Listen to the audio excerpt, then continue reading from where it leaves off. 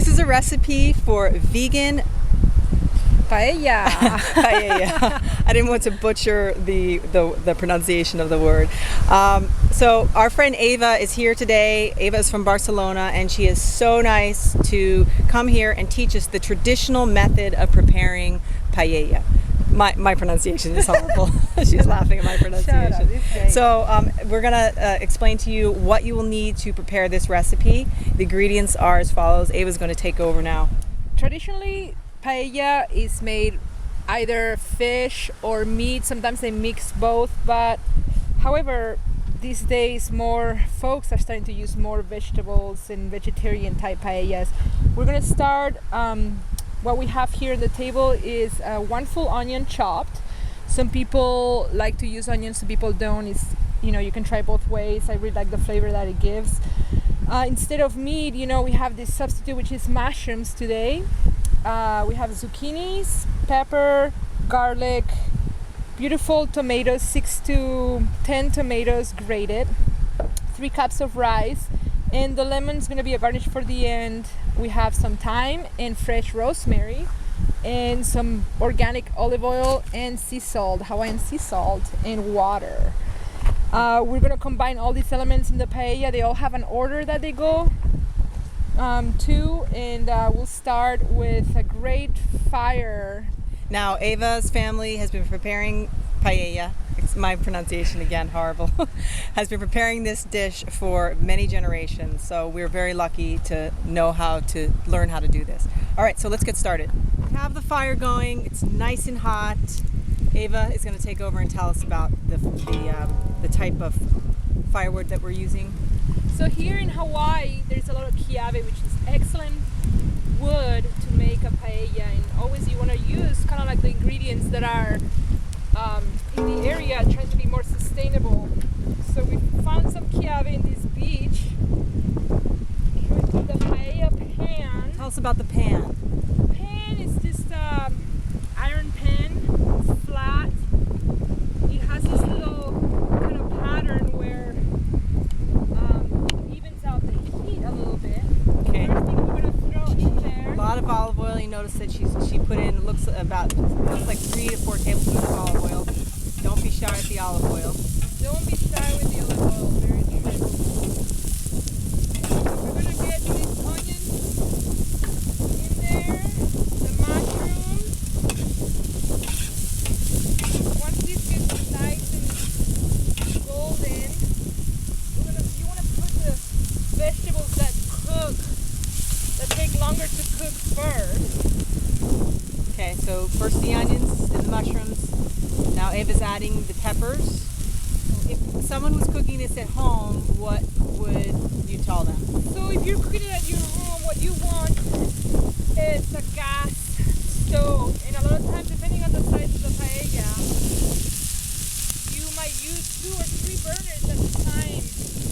And you might have to turn it around here and there. Okay. The key thing here is you want even heat all around the paella pan. Okay, so even heat all around the paella pan. Now we're going to throw the zucchini. So we're adding the rosemary and the thyme, fresh rosemary and thyme.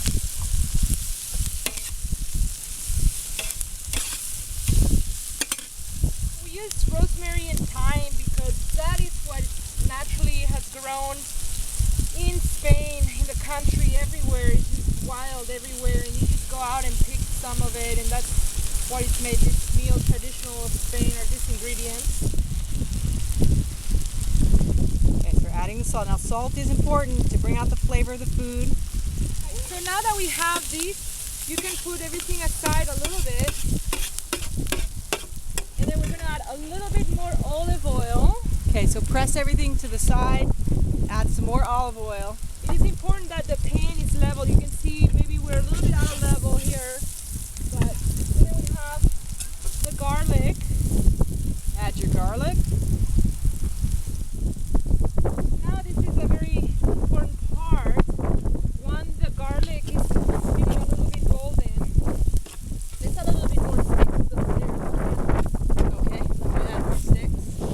We're gonna put 3 cups of rice, and always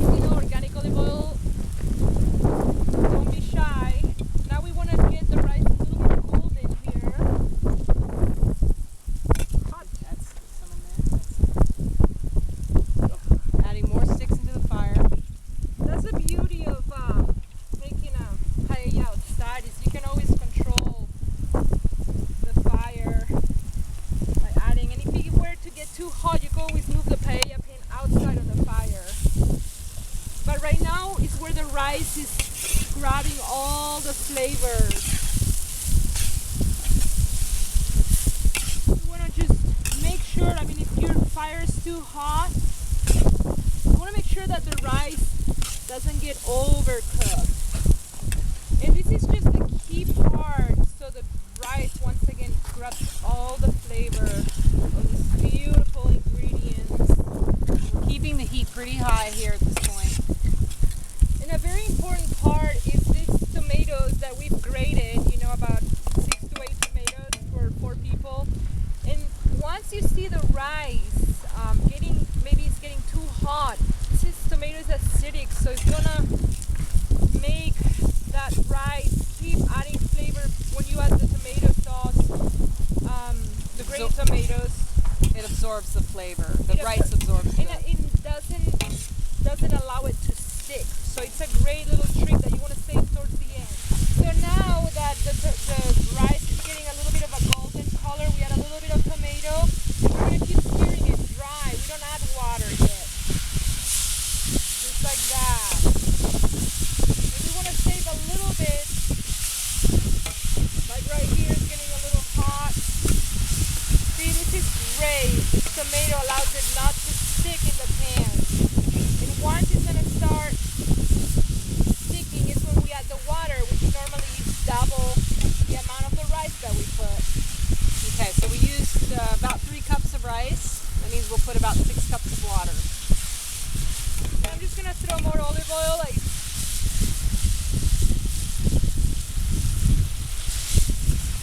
You never go wrong with too much olive oil. And then let's just wait until maybe it's just sticking over there a little bit maybe. So now that's all the tomatoes. So now the key part is that we want to make sure that if it starts sticking at any point, that's when the moment that we add the water. All right, so the longer the rice can cook without adding the water is one of the keys. I put 3 pinches of salt so far. Later on, once we add the water, you can try the broth, and then you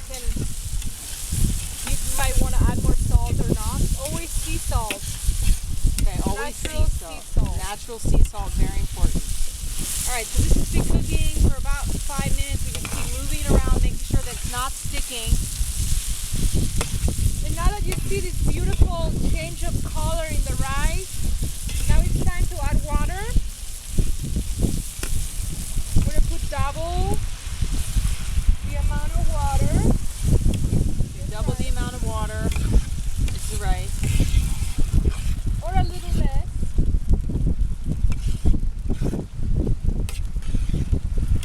A little less is okay because we have cooked the rice for a little bit.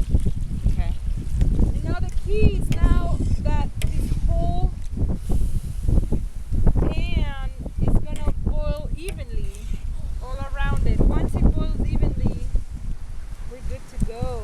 All right, and then the very important ingredient that we did mention at the beginning, so this is very important to have, is Saffron. Azafran.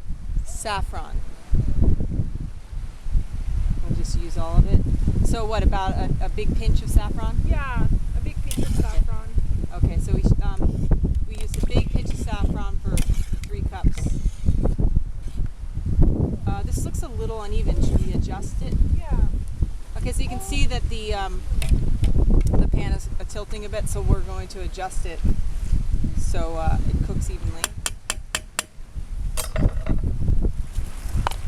Okay, so we're looking for this even boil everywhere. We can still stir it a little bit. This is a good time right now to try the liquid Okay, to and see make if sure that we seasoned it well. okay, so we want to make sure it has enough salt. It's well seasoned. It is. Okay, so we have enough salt. At this point, if you needed to add more salt, you'd add more salt. So here you're gonna notice it's getting a pretty hot, boiling everywhere. It's nice. This is a moment that you want to make sure that you don't get the fire too hot. Okay, Because so you could risk burning. And normally you're not gonna keep stirring it the whole time. At this point, you're just gonna let it do its thing. all right. So if it was cooking at home, you would lower the heat a little bit, right? We're on a outside on the water here, using Kiabe to cook. at home you'd be able to lower the heat a bit. And traditionally, you know, we cook paellas outside with firewood all the time, but we have these platforms that allow us to fit in the wood pretty nicely. So here it's more backyard style. Okay. So here you can see it's boiling evenly everywhere. We stopped stirring it. However, you can kind of check just to make sure it doesn't stick too much. It is great when it sticks a little bit towards the end because it's called caramelized rice. That's prime paella making skills there. So we'll see how it turns out today. All right, so we want that caramelization on the bottom, kind of crispy on the bottom towards the end, right? Yeah, but we want to cook it slow because if we cook it too fast at this point, we risk for the rice to be burned at the base, which is not the greatest thing. All right, keep your fingers crossed. We're gonna make the perfect. It looks paella. perfect. It is perfect because the sticks are small. We're controlling the heat evenly. Sometimes if you notice here, it might be boiling all the way here. It's not boiling there so much. So what we might do is we're gonna turn it a little bit. We can give it a quarter turn. There you go. All right, the paella is ready. It's been cooking for about 15 minutes, and we want to take it off because we don't want it to burn. Very important. Let's get it down on the ground here. Put it on the sand.